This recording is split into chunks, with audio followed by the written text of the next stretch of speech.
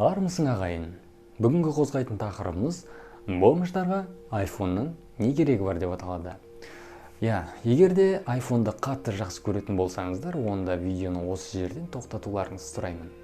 Ал егер фактілер мен шындыққа шынайы көзқараспен былай қарай алсаңыздар, онда ары қарай көре берсеңіздер болады. Бомж деп кімдерді айтуға болады? Бомж деп айфонды немесе Samsung немесе басқа да өзінің айлығынан 2 есе, 3 есе қымбат телефонды кредитке алып, ертесіне единицаға немесе доширакқа ақшасын таппай отырған адам. Міне, бір бомж су ішіп жатыр. Жалпы бомж деген ол без определенного места жительства, яғни үйсіз, күйсіз адам. Менің ол кісілерді бомжға теңегеніме еш ренжімес деп ойлаймын, себебі қазір екінің бірінің үйі жоқ, бәрі бомж ғой, квартиранттар. Ол бомждардың қатарында мен де бармын, өкінішке орай. Жоқ, түсінем. Егер айлығы миллион, 2 миллион болып, соның где-то бір 500 мыңны алып жатса. Жоқ, бұлар 50 мың, 70 мың, 100 мың дейік. Сондай айлықта жүріп, бұлар 500 мыңның телефонын алып алады. Сол 500 мыңның телефоны оған тамақ бола ма, киім бола ма, бекерге 2 жыл болып қиналып алады. Ертесіне где-то бір жарты жылдың ішінде басқа модель шығып кетеді, одан новый. Егер жаңағыдай миллион, 2 миллион айлықтарың болса, смело қалаған нәрселерін ала беріңдер. Просто жаңағы жетпей жатқан адамдар сондай пайдасыз нәрсеге ақшасын құртқанға ішім кетті. Итак, айфон алатын адамдар туралы айтайық. Бірінші, шынымен айфон ұнайтын адамдар. Ол айфонның функциясы, характеристикасы, дизайны ұнайтын адамдар. Хотя дизайны ұнайды деп айта алмаймын енді. Себебі айфон 7 ма, 8 ба, содан бастап дым өзгермеген ғой. Кішкене өзгертіп қояды, енді бүйтіп бұрыштарын бүйтіп соған фанаттар мәз, вау, новый айфон деп. Я хочу это деп. Қазір вообще айфон 10-да 2 камера еді артында, бір екеу. Соған үшіншісін әкелтіп, бұлш еткізіп ортасына қоя салды, валя, 11-ші айфон шыға келді. Фанаттары мәз, ваява, новый айфон 11. Бір-біріне қарайды, жаңа 10-ды көріп қалса, фу, айфон 10 ұстап апты деп. Енді олар сөзім жоқ айтар. Айфон алатын адамдар туралы айтамыз деп, ары қарай қуып кетіппін ғой. Қайта оралайық тақырыпқа. Айфон алатын адамдар 2 топқа жатқыздым жаңа, 2 топ. Бірінші тобы шынымен ұнайтындар, екінші тобы олар понт үшін алатындар. Жаңағы бомждардың көбісі, где-то 50, 60, 70, 80% осы санатқа жатады. Понт үшін алатындар.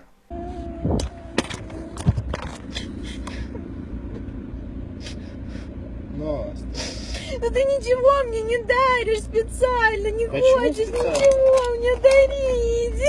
Ну о чем говоришь, ты нормально? Ты пообещал мне этот айфон гребаный 5 месяцев назад, и не купил. Это не 5 месяцев, а всего лишь 1,5 месяца. Ну куплю я тебе айфон, успокойся. Ты не купишь ты мне. Куплю. Когда ты мне купишь? Всегда ты хочешь или Я хочу сейчас. Сейчас нету денег. Зачем тебе айфон? Есть я. Я хочу айфон. Я потому что всем сказала, что ты мне айфон подаришь, а ты мне его не Подарю же я подарил тебе до сих его. пор. Но я же не отказываюсь, я тебе подарю, потерпи чуть-чуть. Бұл понт үшін алатын адамдар, олар зомби сияқты, кредитке немесе соңғы ақшасына алып алады да. Сұрайсың ғой, не үшін айфонды таңдадың деп. Олардың айтатын сөздері, ойбай, айфон камерасы айрат, процессор айрат, любойын жыртып алады дейді. Бірақ сұрайсың ғой, ода қандай процессор тұр деп, оның қандай версиясы тұр деп, олар түк білмейді. Вообще хабар жоқ, процессор деген не екенін білмейді. Хотя, сол адамдарға айтқым келеді ғой, түсіндіргім келеді. Мынау iPhone 500 мың теңге, ал мынау Қытайдың телефоны 250 мың теңге. Бұл 250 мыңның телефоны мынаның процессорымен мынаның камерасымен бірдей, еш айырмашылығы жоқ деп даже бүйтіп көрсетесің ғой, екеуін салыстырып. Сонда да қоймайды. Мынау мықты, мынау айырып жатыр деп. Басқа любой адамнан бүйтіп сұрасаң, ол айырмашылығын байқамайды ешкім. Айырмашылық жоқ та почти. iPhone-ның, яғни Apple компаниясының негізін қалаушыларының бірі Стив Джобс айтқан екен: жастардың понты бізге миллиондап ақша келеді. Мы делаем миллионы на понтах молодежи дейді. Бұл сөзмен iPhone-ның брендке айналғанын біліп, оның өзіндік құнынан қайда, білмеймін енді, әжептәуір көп есе қымбат сатып жатқанын айтып отыр. Яғни өз бағасына лайық емес. Маған негізінде iPhone, басты баяғда 5 шықты ғой, iPhone 5. Ең бірінші хит бола бастаған кез, жаңа 3-4, білмеймін, байқаусыздан фук-фук жоқ болып кетті олар. 5 шықты, сол кезде хит бола бастады. Сол кезден бастап маған iPhone ұнамады. Неге дейсіздер ғой? Себебі баяғда WhatsApp, Insta, VK деген бәлелер жоқ кезде адамдар Bluetooth арқылы бір-біріне жаңа өлең, видео, анау-мынау өткізетін еді. Сол кезде сол жоқ. Сондай минусты біле тұра iPhone-ды алды ол кезде. Ол кезде Bluetooth бар енді, бірақ адамдар неге керек екенін білмейді. Енді қазір Bluetooth наушниктерді шығар, содан кейін білді ғой адамдар не үшін керектігін. Екінші минусы ол бір сим-карта. Кейбіреулерге маңызды болмауы мүмкін, бірақ көп адамға маңызды деп ойлаймын мен екінші сим-карта. Не үшін екенін айтпай қояйын енді. Үшінші минус ол батарейка.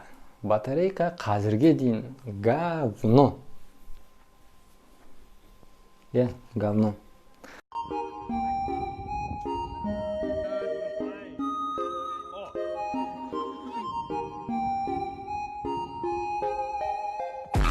Қыстың күні далаға шығып, оның өшіп қалатын туралы вообще айтпай қояйын.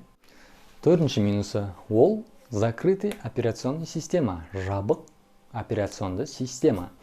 Мысалы, қалай түсіндірсем болады оны? Қарапайым тілде түсіндірейін. Сіздерге үйді берді, бір үйді деп берді да, ішінде мебель, холодильник, кухня, бәрі бір орында тұр. Сізге берді, ешқайсысына тимеңіз, қимылдатпаңыз, ұстамаңыз деген сияқты. Ұстай бересіз енді, ойнап айтамын. Қимылдатпаңыз, осы орындыққа отырған жерінде отыр дейді да. Ештеңе өзгерте алмайсың, бәрі солаймен қалады. Ал Android-та саған үйді берді ғой. Үйді берді, өзің қалағандай қылып өзгертіп тастасаң болады. Ана жерде столды ана жаққа апарасың, залыңды, спальня аласың, спальнingді туалет қыласың, любойын өзгерте бер, өзің қалағандай, көңілің қалағандай. Осындай мүмкіндіктен бас тартып тұра ғой iPhone ұстайтын адамдар. Егер iPhone мен Android-тың қайсысы жақсы дейтін болса, онда ол ешқашан бітпейді спор. Android ұстайтындар Android дейді, iPhone ұстайтындар iPhone дейді.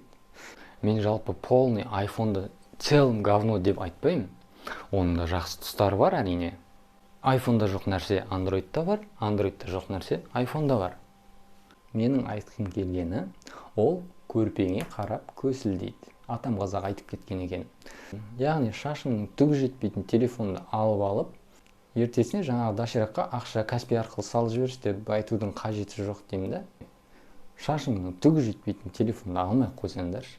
Менің бүгінге айтарым осы. Қызық болса лайк басып, комментарий жазып кетіңдер. Айтпақшы, мен қолымда қанша рет бүйтіп ұрдым, бәрі саналады. Қанша рет ұрдым, соны комментарийға жазып кетіңдер. Сол адамға 5000 теңге, және де бомж дегенді қанша рет айттым, соны да жазып кетіңдер. Ол адамға да 5000 теңге. Инсталарың жазып кетіңдер, мен сол арқылы сендерге хабарласамын.